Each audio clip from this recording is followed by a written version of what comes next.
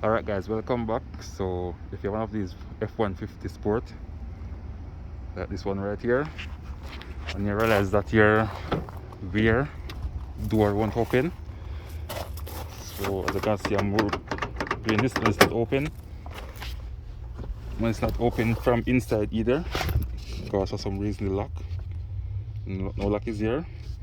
So what you can do, you can pull this cable. There's a cable right here. Turn on the light. Okay, so there's a cable right here. Just unlock it. So you can pull this cable right here and open. And after that, what you're gonna do, for now, you can just use a screwdriver, but I just have this pry bar right here. I'm going to remove this clip. So you can see this clip right here. Pop it like that. And then I'm going to remove it from this piece right here and pull it all the way up.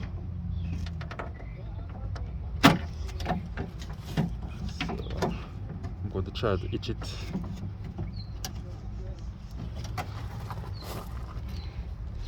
Okay, so what you can do, just dry it up a little and try to itch it inside of this loop right here. Okay, I'm using my one hand, so guys, you can see with me. So if you get it to hook in here just like that and shut the door, you should be able to open just like that. So very simple and easy. So now the door open, really easy.